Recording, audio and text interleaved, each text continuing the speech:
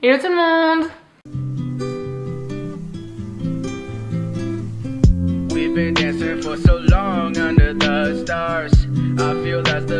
J'espère que vous allez bien. Aujourd'hui je vous retrouve pour une vidéo assez spéciale, que ça fait un bout de temps que je pense qu'on n'a pas vu sur YouTube. Aujourd'hui je vous retrouve pour un tag. Ouais les gars, ça date. Et aujourd'hui je vous fais un tag livresque qui sera le gros tag 100% livre, si j'en crois ma petite liste. Et on va commencer tout de suite parce qu'il y a beaucoup de questions, il y en a 14. Et voilà. Donc du coup j'ai noté toutes les questions et toutes les réponses ici sur mon petit carnet.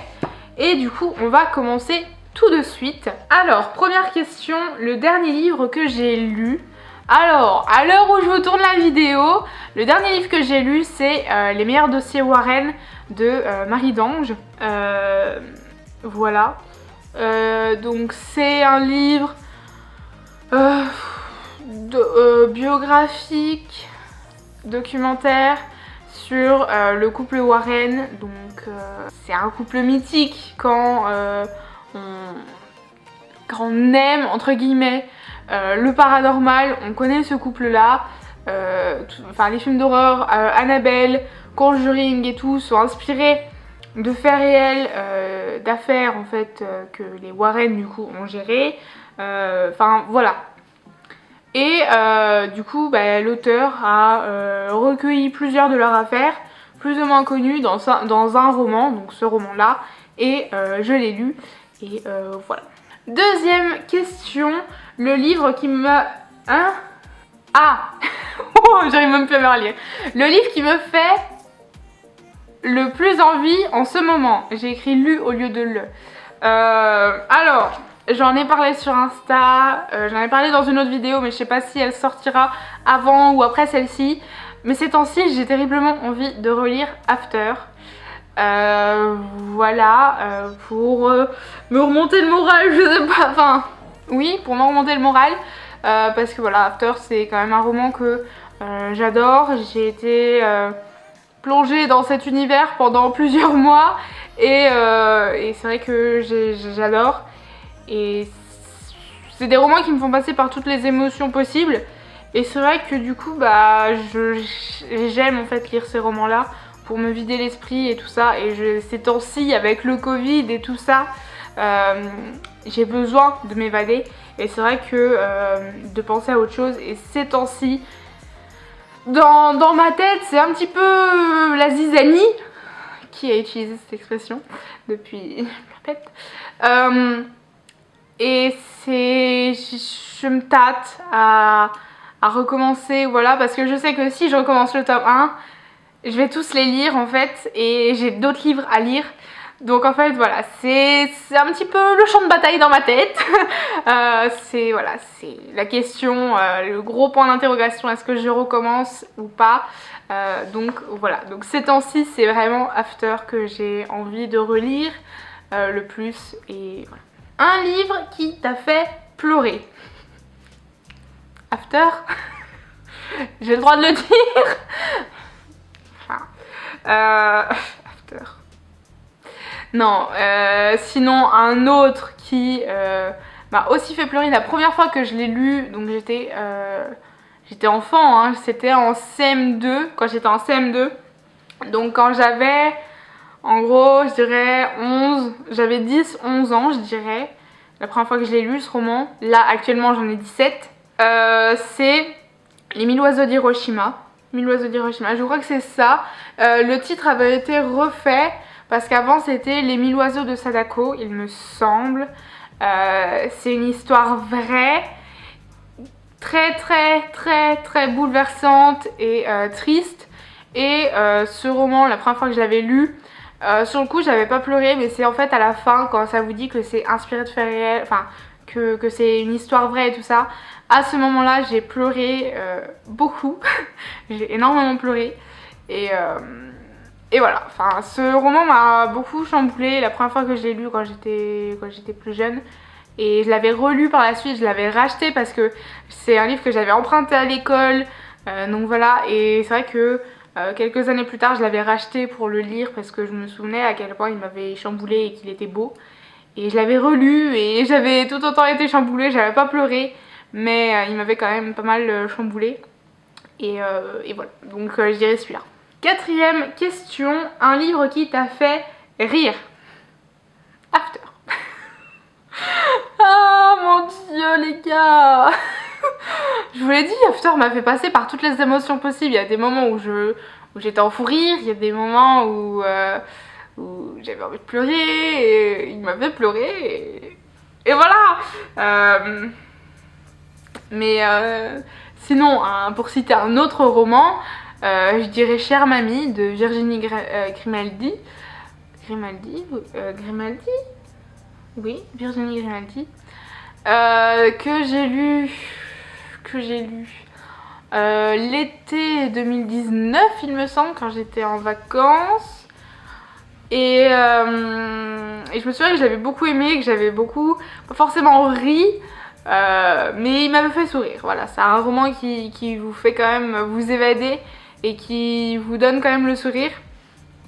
Et voilà, donc c'est quand même un très bon roman et d'une auteure française et voilà, enfin voilà. Mais du coup ouais, j'irai celui-là, en plus d'After. Voilà. Cinquième question, un livre à suspense.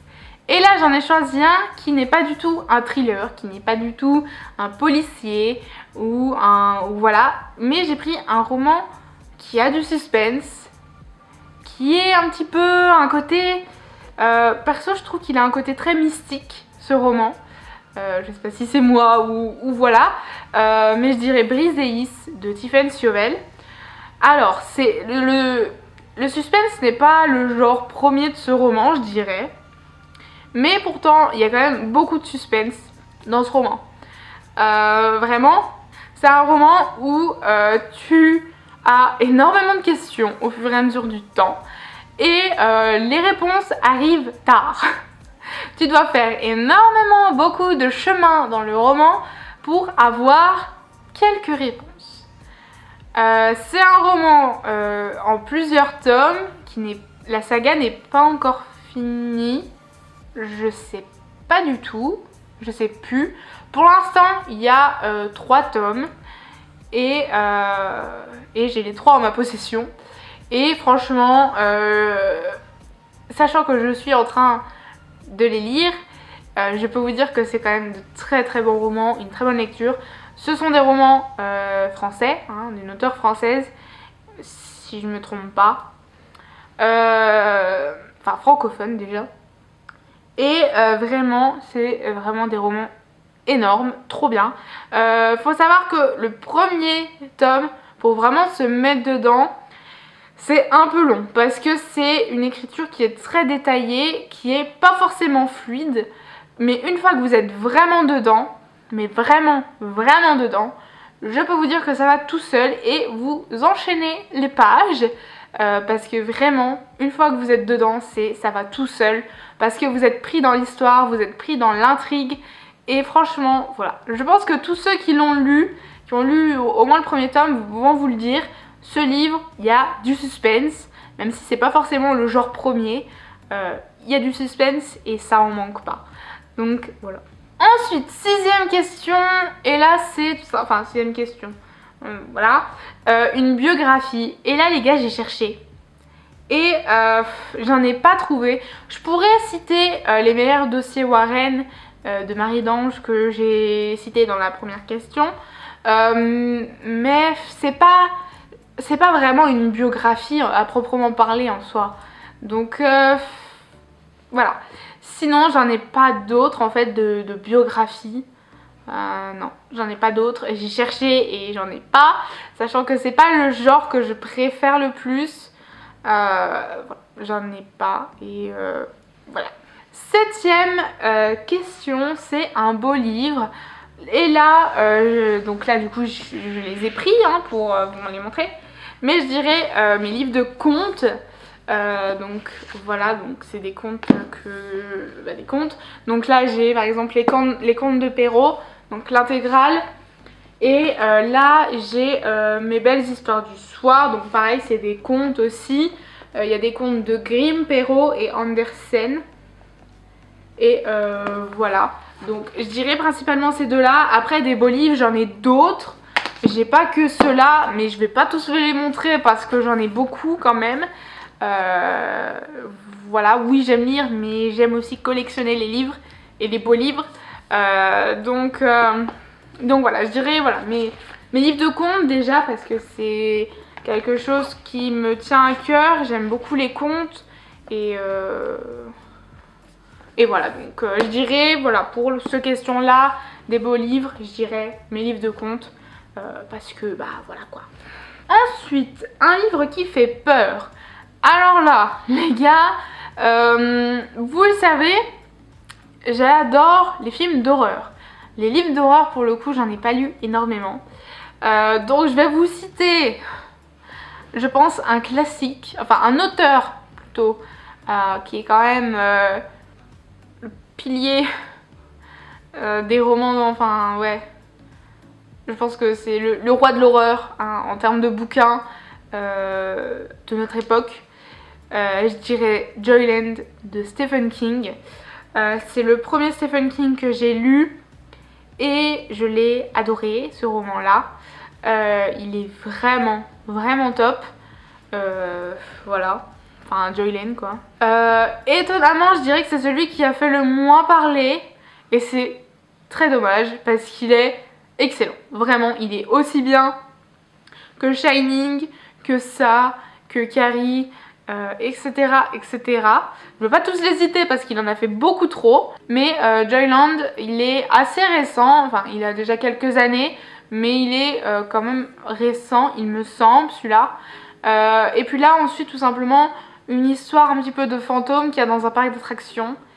Et voilà, enfin, je vous en dis pas plus parce que ça mêle à la fois paranormal et horreur simple en fait, basée vraiment sur des trucs vrais. Voilà, mais des trucs... je sais plus le mot. Je sais plus le mot. Mais en gros, voilà, il y a un petit peu de paranormal, mais il y a aussi un côté quand même très vérifié, véridique, comme vous voulez. Je trouve plus le mot. C'est pas grave. Rationnel. Je crois que c'est ça, rationnel. Il y a un côté aussi, voilà, quand même rationnel, en plus du paranormal. Voilà. Ce roman-là, il mêle vraiment les deux genres, en fait, en général, que Stephen King aime bien mettre dans ses romans, donc à la fois l'horreur paranormale et l'horreur psychologique, mais avec quand même un côté très rationnel en fait. Et voilà, ce roman est vraiment excellent et je peux que vous le recommander parce qu'il est vraiment top. Donc voilà. Question numéro 9. Oui, je me suis là. Hein. Oui. Un livre qui n'en vaut pas la peine. Alors là, les gars... des livres que je n'ai pas du tout aimés, il y en a quelques-uns. Il n'y en a pas beaucoup, mais il y en a quelques-uns. Vous le savez, hein, il y a des updates lecture où des fois ça part en cacahuète parce que voilà. Hein. Enfin voilà, on a tous eu, je pense, des moments, des chroniques qui n'ont pas plu. Mais voilà. Mais là du coup en roman qui pour moi n'en vaut pas la peine, je dirais la nouvelle Ruby de qui, je sais plus, Elia Michelson je crois, je ne sais plus du tout. Dans tout cas elle ne verra jamais cette vidéo hein, parce que je pense qu'elle m'a bloquée ou voilà. Cette nouvelle pour moi elle en vaut pas la peine parce qu'elle n'est pas assez détaillée. Vous allez me dire c'est une nouvelle, oui, mais j'ai lu d'autres nouvelles qui étaient très bien détaillées, qui avaient une histoire qui en valait la peine, etc. etc. Là, le speech était bon. Hein, le speech il était très bien, hein, il n'y avait rien à redire. Voilà. Un couple de lesbiennes qui peuvent pas s'aimer parce que l'une est une princesse... à l'époque, je sais pas, médiévale, victorienne, je ne sais plus. Donc un amour interdit, tout ça. Le speech était bien, vraiment, au premier abord.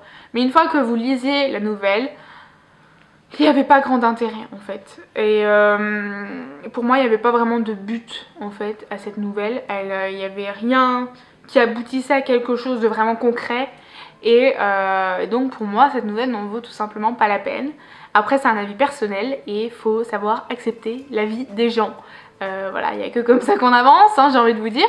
Et voilà, enfin pour moi, cette nouvelle n'en vaut pas la peine. Je n'ai pas du tout aimé. Et voilà.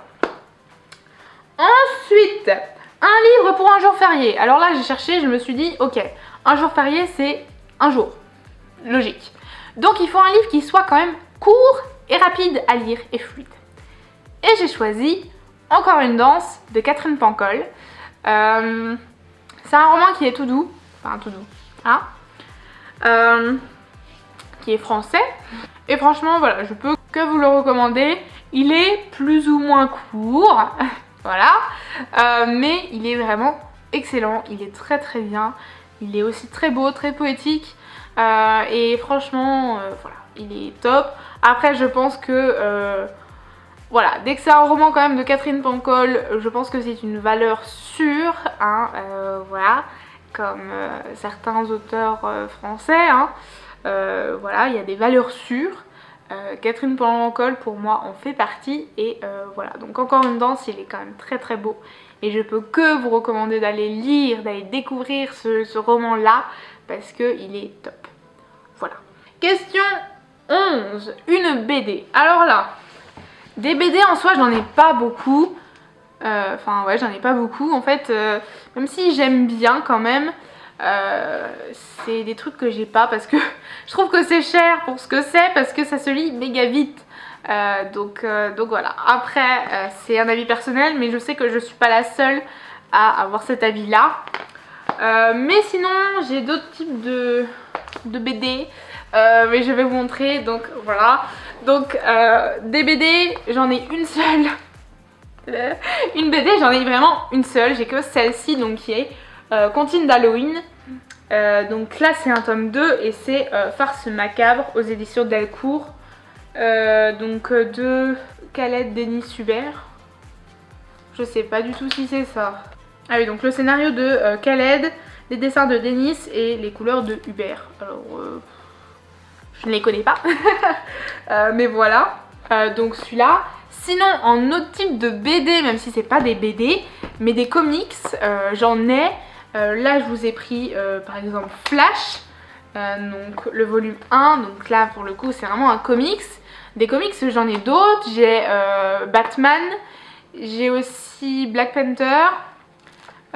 Et faudrait que j'en achète d'autres parce que j'adore, vous le savez, j'adore l'univers Marvel, j'aime beaucoup l'univers aussi DC, donc c'est vrai que les comics c'est quand même quelque chose que j'aime et qu'il faudrait que j'achète et que j'en achète un petit peu plus que ce que j'ai, hein, parce que bon, j'en ai 3, mais du coup voilà. Donc au niveau des BD, tout ça, j'en ai pas beaucoup. Là je vous en ai pris que 2, mais en soi j'en ai 4. Donc c'est pas énorme, mais voilà. Ensuite, question 12. Un livre que tout le monde devrait avoir lu. Alors là, avec moi il y en a beaucoup parce que j'aime beaucoup de livres. Donc forcément pour moi, dès que j'aime bien, dès que j'aime beaucoup un livre, pour moi tout le monde devrait l'avoir lu. Mais j'ai choisi Des milliers de petites étoiles flottantes. De Claire de Villers, je sais plus, je suis désolée si je prononce pas les noms de famille, c'est juste que des fois c'est trop compliqué. Donc Claire, avec qui j'ai fait une table ronde d'ailleurs, donc je la mets dans le petit i juste ici. Voilà, donc pour moi ce roman tout le monde devrait l'avoir lu parce qu'il a un côté prévention, je sais pas, je sais plus, bref, vous avez compris. Et du coup voilà, donc c'est un très bon roman que je vous recommande de lire, vraiment. Il se lit super bien, super vite, et voilà, allez le lire. Question 13, le livre que j'ai lu le plus grand nombre de fois. Alors des livres que j'ai relus, il n'y en a pas beaucoup, mais ceux que j'ai relus, je les ai en général relus qu'une fois, donc au final je les ai lus 2 fois. Il y en a 2 ou 3 que j'ai relus. Mais là je vais vous parler d'un, parce que voilà, je vais pas tous vous les dire non plus, hein, sinon la vidéo va durer une blonde.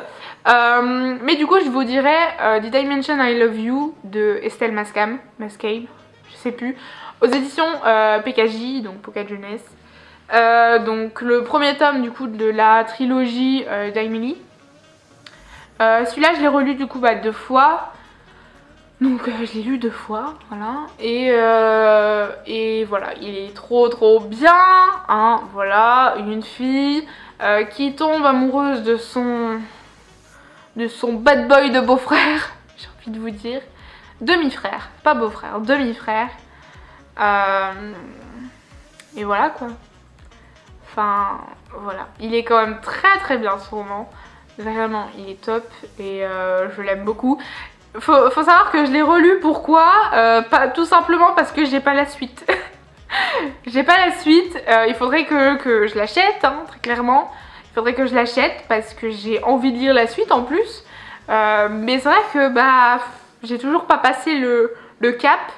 Et du coup, voilà quoi. Il faudrait, mais c'est pas encore fait. Donc voilà. Donc ouais, voilà. Did I Mention I Love You. Et enfin, la question 14, un livre documentaire.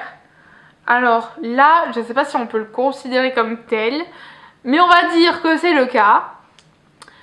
Donc pareil, je pourrais citer Les meilleurs dossiers Warren, mais je l'ai déjà dit, donc voilà. Mais du coup là, je dirais Basta de Ziad Meyo. Je suis absolument pas sûre du nom. Vraiment, je suis absolument pas sûre du nom. Je suis désolée d'avance, vraiment. Mais du coup, voilà. Donc là, je dirais que, voilà, que c'est un roman qui est quand même un peu documentaire parce qu'on parle de... pas de la religion musulmane, un petit peu, mais des coutumes, surtout au Moyen-Orient. Et du coup, voilà, enfin, je le considère quand même un peu comme documentaire. Et du coup, voilà. Donc ouais, c'est un très bon roman. Après, le lisez pas non plus d'une traite. Je pense que c'est un roman que vous feuilletez de temps en temps. Et voilà. Du coup, voilà, j'en ai fini avec ce top. N'hésitez pas à le reprendre si il vous tente. Il y aura toutes les questions dans la barre d'infos. Comme d'habitude, comme pour chaque tag en fait. Donc voilà, n'hésitez pas à me dire si vous avez lu de ces romans, ce que vous en avez pensé dans les commentaires comme d'habitude. Et du coup voilà. Du coup moi je vous dis à la prochaine pour une nouvelle vidéo, portez-vous bien